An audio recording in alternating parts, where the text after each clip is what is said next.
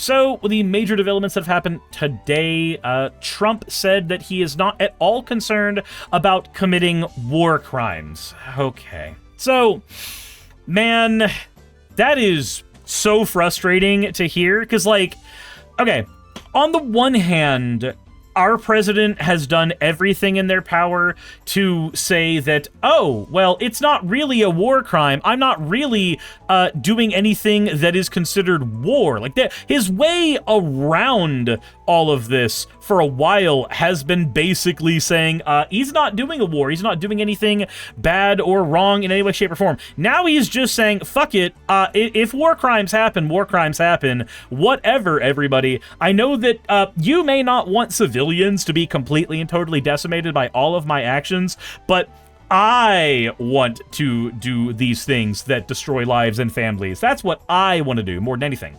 So, whatever, like, side you're on in terms of an armed conflict with America and anybody else, I'm just going to go ahead and throw it out there for you right now. You will never, ever, ever regret being against the idea of war.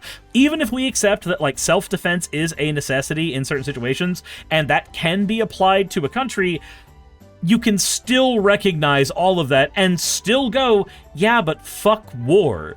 We like, in the modern era, we should not have a use for it, and yet we still do it all the time. And it's kind of infuriating, I'm not gonna lie. Anyway, let's go back to what's all being said here. He continued to threaten destruction of Iran's bridges and power plants if they don't meet his Tuesday 8 p.m. Eastern deadline to reopen the Strait of Hormuz.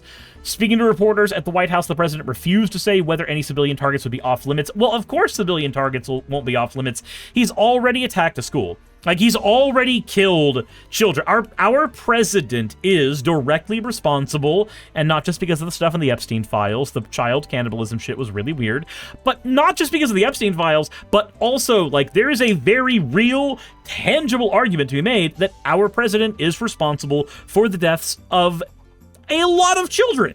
A lot of them. Zion says it was 1 or 2 hours of him talking about saving the F-10 pilot with Pete the Drunk and 2 others.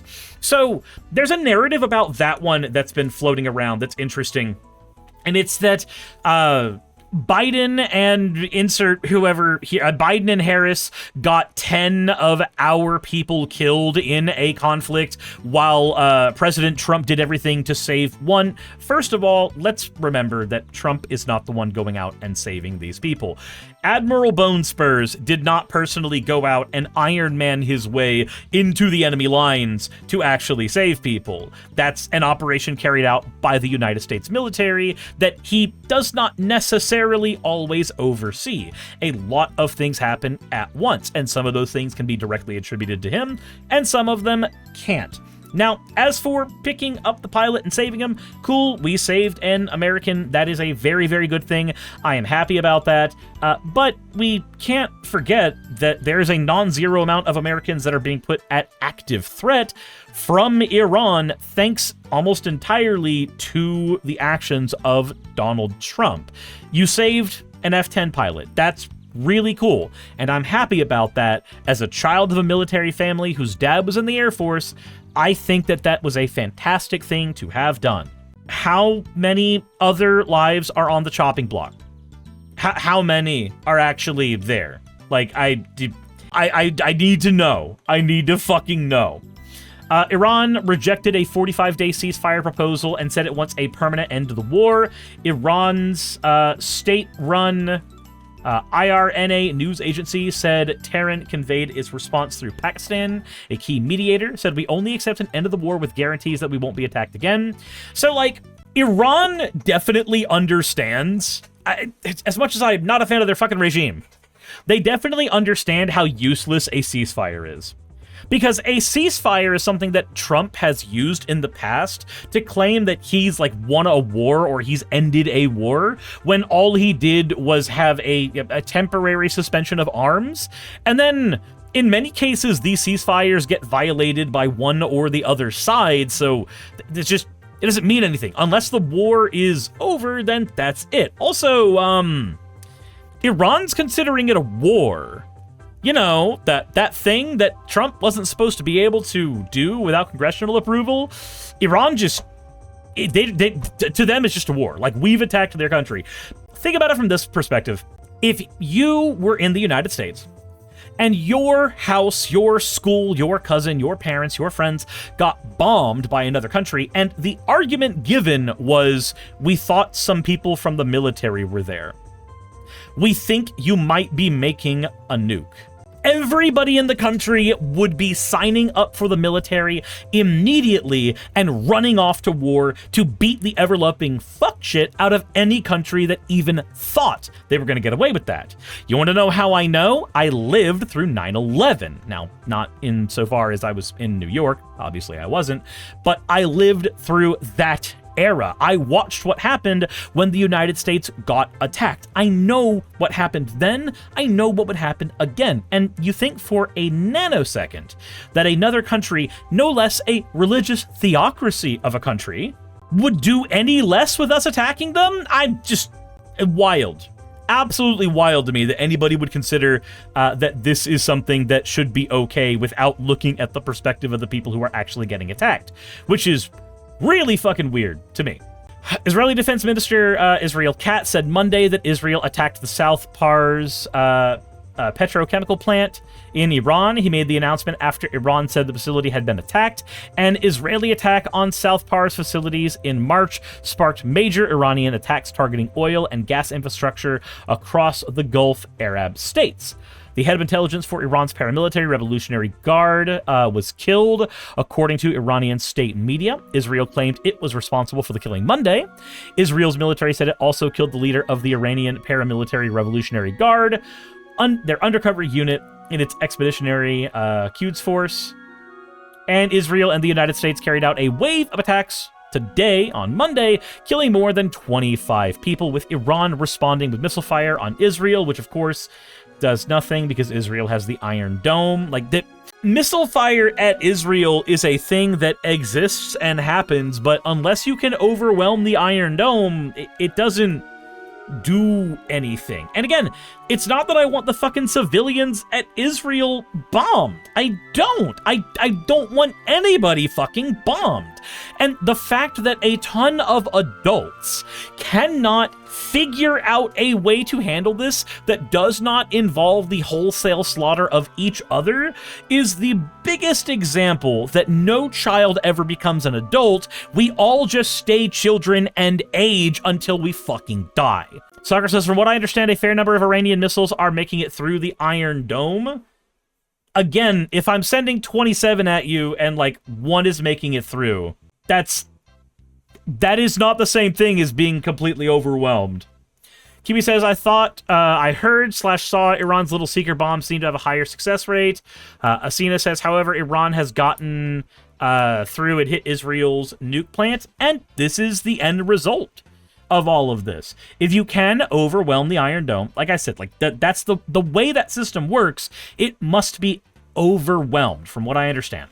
If you can overwhelm it, then congratulations, you get through to Israel. You're still bombing civilians. You're still attacking people. And again, anybody that wants to say, like, everybody in Israel is complicit, shut the fuck up, you dumbass.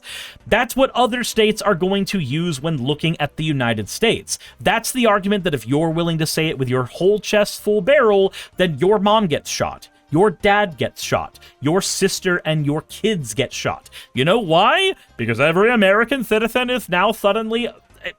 It's the same shit. It'll be the same shit. Somebody is going to say that there is no such thing as a non-combatant American. There is no such thing as an American that is actually innocent. There's no such thing. Paint the entire country red. Like, no. So, Jesus fucking Christ. And of course, we got information about the special forces who were dealing with a rescue mission there. Okay, so that's all of the major updates that have happened recently with Iran. And of course, by the time this video goes out, it will already be old news, because that's just how the news works. Soccer says, from what I understand, its effectiveness is lower versus Iran's than it is against Hamas's homemade rockets. Wow, you're telling me that having actual money and research behind your weapons makes them stronger than a standard Molotov cocktail. That is so weird. That is strange. I had no idea that that possibly could be the case. But no, I understand what you're saying. Like, also, like, weapons are being designed now in a post-Iron Dome world. So they're being designed with the Iron Dome in mind. Again, in such a way they could overwhelm it. Oh my god. Anything else in here? 3 U.S. troops injured during the fighter jet shootdown and rescue. U.S. and Egypt push Israel not to strike the main Lebanon-Syria border crossing. What is the logical end to all of this? Like, is it just that everybody kind of stops for a second and then takes a breather and then people forget that there's a war going on? And then a few shots get fired and suddenly we think that that's the beginning of a war? Sorry, no, that was October 7th. That's what happened during October 7th. Kiwi says, imagine any of those against a country without an Iron Dome. It's terrifying. Jessa says, I don't blame every Israeli citizen, but I do blame every Israeli politician. Absolutely. I can agree with that to an extent. So, like, as an example, United States, if a bunch of the Dems decide to be warhawks, and all the Republicans decide to be warhawks, and, like, AOC and Bernie are sitting there trying to do everything in their power to, like, twist the valve the other way and try to keep us from killing a bunch of innocent people, do you blame them for their failure, or do you accept that, like, there's an actual numerical value associated with power when it comes to politics, and if they don't have the arbitrary numerical value to stop human lives from going away, then suddenly, yeah. Jassa says, I don't blame, but I blame every Israeli politician. Like, I blame every Republican for not stepping in and saying, yeah, Trump doesn't have his power, which is why I didn't say Dems. Right, but again, when we blame all the politicians, every single one of them, I feel like you ignore the handful that try to stop the problem and fail. Like, suddenly their inability to becomes a thing that damns them. And that is a frustrating thing to sit with, because, like, the easy thing to do is to just say, everybody who's a military member, all of you are evil. That's the easy way out. The nuance is harder and arguably maybe even not even useful when we start talking about where bombs get dropped, because they don't really have discretion over politics.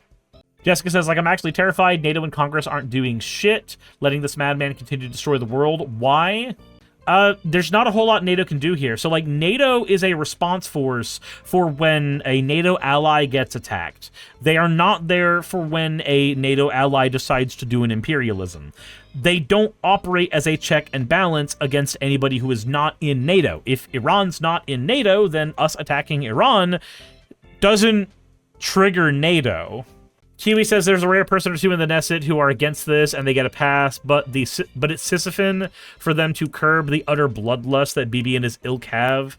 Anselin says NATO's a defensive pact since no NATO member has been attacked. That's kind of the issue we run into, is that, like, the way that it functions, it is a reaction for when we get attacked. It's why we had allies that were able to help us during 9/11. We got attacked by another country, and so we retaliated, and we got help in that retaliation. But it's not there as, like, world police. There is nobody outside of the United Nations specifically that tries to operate that way, and even then, the United Nations doesn't have any teeth, so it doesn't have the ability to do that, like, at all. Sakura says, and the UN can't do anything because the US is a permanent member of the Security Council. Right, and, like, what are they gonna do? Levy sanctions against us? You think Trump's gonna give a fucking shit?